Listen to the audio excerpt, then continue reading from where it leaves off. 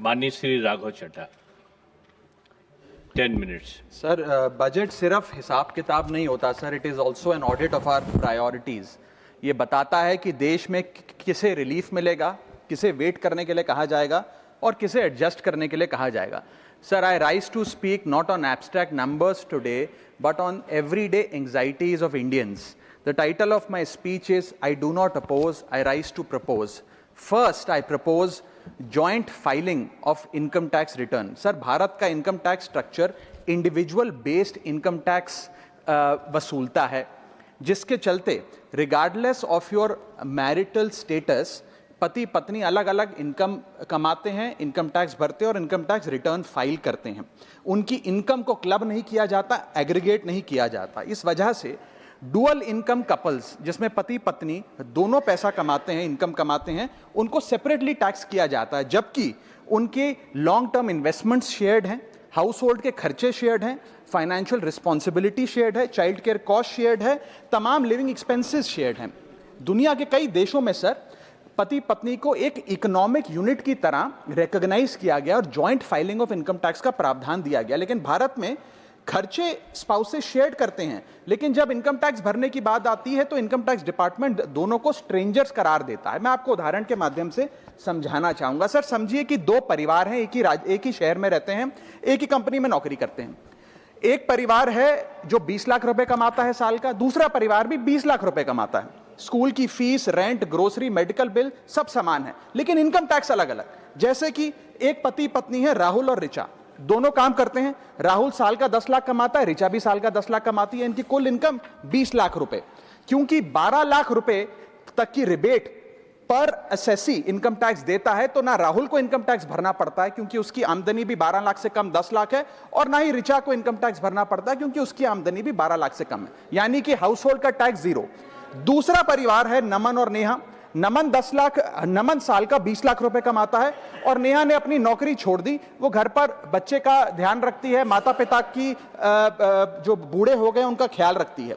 Sir, नमन और नेहा की भी फैमिली इनकम 20 लाख है, लेकिन क्योंकि इंडिविजुअल टैक्सेशन है, नमन को 20 लाख के हिसाब से, स्लैब के हिसाब से इनकम टैक्स भरना पड़ता है 1,92,400 रुपए, और वहीं नेहा क्योंकि उसकी इनकम नहीं, उसे टैक्स नहीं भरना पड़ता। यानी कि दो परिवार, सेम इनकम, लेकिन एक परिवार को कोई इनकम टैक्स नहीं भरना और दूसरे परिवार को 1,92,000 का टैक्स भरना पड़ता है। एक ही छत, एक ही किचन, एक ही हाउस होल्ड, एक ही बजट, लेकिन अलग अलग टैक्स। सर, मुझे लगता है कि अगर जॉइंट फाइलिंग ऑफ आईटीआर होगा तो इन मैरिटल कपल्स को इनकम टैक्स की जो रिलीफ है वो ज्यादा मिल पाएगा। मैं दूसरा एग्जांपल देता हूं। एक मैरिड कपल है सर, जो दोनों पति पत्नी आईटी प्रोफेशनल्स हैं, नौकरी करते हैं, एक ही घर में रहते हैं, शेयर्ड एक्सपेंसेस हैं।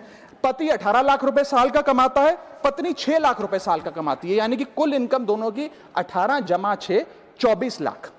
अब जब इनकम टैक्स भरने की बात आती है तो पति की क्योंकि इनकम 12 लाख से अधिक है, 16 लाख, वो अपने इनकम टैक्स के हिसाब से 1,50,000 रुपए का सालाना इनकम टैक्स भरता है, और वहीं पत्नी क्योंकि उसका 6 लाख रुपए इनकम है, वो कोई टैक्स नहीं भरती है। यानी कि 24 लाख रुपए की इनकम पे परिवार को 1.5 लाख रुपए का टैक्स भरना पड़ता है। यदि इनकी इनकम को क्लब कर दिया जाए और इनकी रिबेट्स को, एग्जेम्पशंस को भी क्लब कर दिया जाए, तो कुल आमदनी इनकी 24 लाख, कुल rebate 24 lakh, 24 minus 24, taxable income शून्य, इनकम टैक्स शून्य हो जाएगा। इसीलिए मैं प्रपोज करता हूं कि भारत में joint filing of income tax return लाया जाए, जिससे मैरिड कपल्स को ऑप्शन दिया जाए कि वे इंडिविजुअल फाइलिंग की साथ साथ जॉइंट फाइलिंग भी कर सकें। अगर ऐसा होता है तो हाउस होल्ड्स को एक इकोनॉमिक यूनिट की तरह रिकॉग्नाइज किया जाएगा, टैक्स इक्विटी दी जाएगी सिंगल इनकम हाउस होल्ड में और डुअल इनकम हाउस होल्ड में। थर्ड, सिंगल इनकम अर्नर को अनयूज्ड एग्जेम्पशन अपने स्पाउस की यूज करने का मौका मिलेगा। इनकम डाइवर्जन की प्रैक्टिस से, जैसे परिवार में अपने इनकम ट्रांसफर की जाती है ताकि परिवार वाले रिश्तेदार का स्लैब एक्सप्लॉइट किया जा सके, वो प्रथा बंद होगी। और sir, on a lighter note, ज्यादा लोग शादियां करेंगे ताकि वे इस इनकम टैक्स सेविंग का फायदा उठा सकें। सर, इंटरनेशनल कंपैरिजन मैं करना चाहूंगा। यूनाइटेड स्टेट्स, जर्मनी, फ्रांस जैसे देशों में जॉइंट आईटीआर का सिस्टम लागू है। सर, हमारा इनकम टैक्स स्ट्रक्चर कंपनियां रिकॉग्नाइज करता है, पार्टनरशिप रिकॉग्नाइज करता है, कॉर्पोरेशन रिकॉग्नाइज करता है, यहां तक कि हिंदू अनडिवाइडेड फैमिली को एज एन एसएससी रिकॉग्नाइज करता है। लेकिन हमारे समाज का मोस्ट फंडामेंटल इकोनॉमिक यूनिट, एक न्यूक्लियर फैमिली, पति पत्नी को as one single economic unit recognise नहीं करता, जो करना चाहिए। Sir, my second submission is I propose remove tax on disability pension on armed forces. Sir, एक सैनिक जब बॉर्डर पर गोली खाता है तो या तो वो शहीद हो जाता है, या यदि वो बच जाता है तो उसके शरीर का कोई अंग वो खो देता है, डिसेबल हो जाता है। इसके चलते सरकार उसे डिसेबिलिटी पेंशन देती है। ये कोई एहसान नहीं है, ये इनाम नहीं है, ये मुआवजा है, क्योंकि उसने देश की रक्षा करते हुए अपना एक अंग खो दिया, अपनी एक चीज, अपनी जीवन, अब वो एक रिड्यूस्ड क्वालिटी ऑफ लाइफ जिएगा। लेकिन विडंबना है कि आज हम इस डिसेबिलिटी पेंशन पर भी इनकम टैक्स लगाने जा रहे हैं। इस यूनियन बजट 2026 में फाइनेंस मिनिस्टर ने tax exemption on disability pension को विड्रॉ किया है, और 1922 से डिसेबल पेंशन आर्म्ड फोर्सेस को जो दी जा रही थी उस पर कोई इनकम टैक्स नहीं था।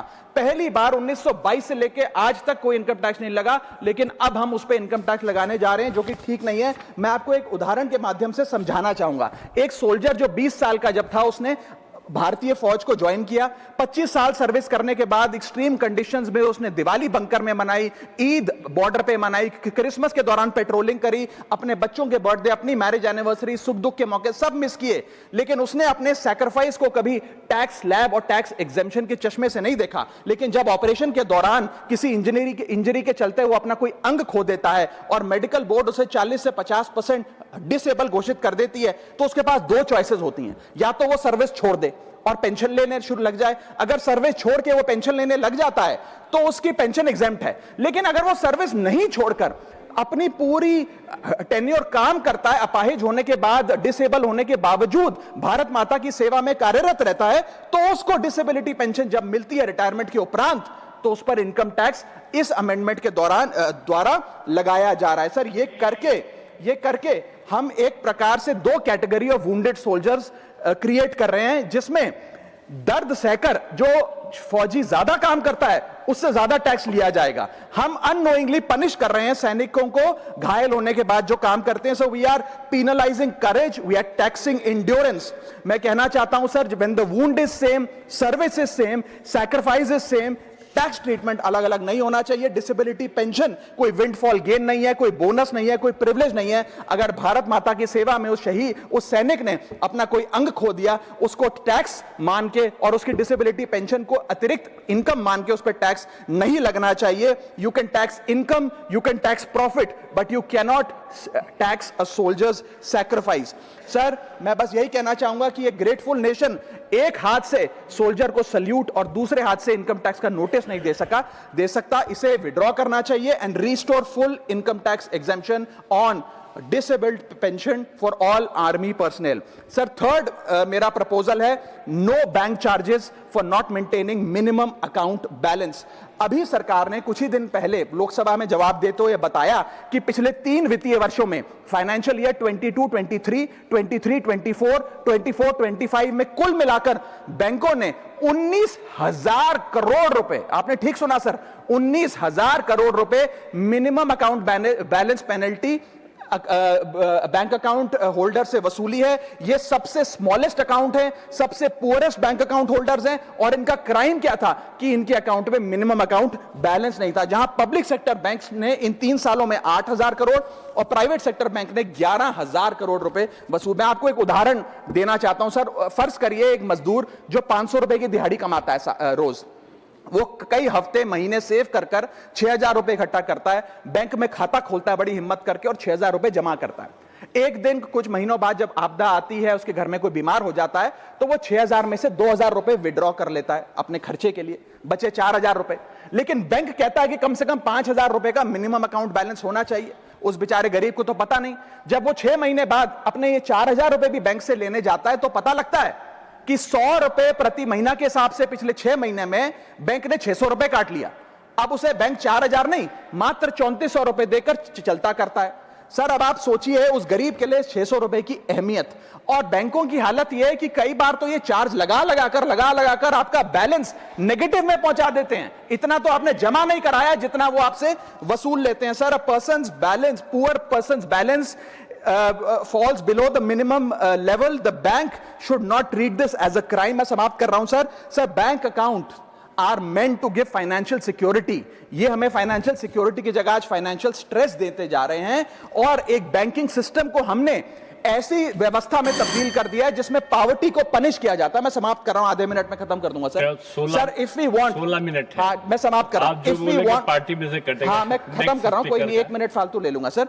If we want more people to be a part of the banking system for financial inclusion, हमें स्मॉल सेविंग्स को प्रोटेक्ट करना होगा, ना कि पीनलाइज करना। आज देश में अर्बन बैंकों में, अर्बन ब्रांचेस में 5 से 10 हजार रुपए मिनिमम अकाउंट बैलेंस रखना पड़ता है, सेमी अर्बन में 3 से 4 हजार रुपए, और रूरल ब्रांचेस में 1 से 3 हजार रुपए रखना पड़ता है, जिसके चलते बैंक 50 से 600 रुपए के बीच में पर मंथ चार्ज लगाते हैं। उस चार्ज पर भी 18% जीएसटी वसूलते हैं। अंत में मैं बस इतना ही कहना चाहूंगा सर कि आज बैंक गरीब आदमी को पीनलाइज कर ज्यादा मुनाफा और रेवेन्यू कमा रहे हैं, ना कि और किसी सर्विस से, जिसके चलते आज गरीब आदमी और गरीब हो रहा है। मैं अंत में बस सरकार को कहूंगा कि ये मिनिमम अकाउंट बैलेंस की पेनल्टी को वेव ऑफ करिए। हम किसानों के लोन जैसे माफ करते हैं, वैसे बैंक चार्जेस एमएबी के समाप्त किए जाएं इस देश में, और गरीब को फाइनेंशियली इंक्लूड किया जाए। श्री मुजीबुल्लाह खान साहब 6 मिनट्स।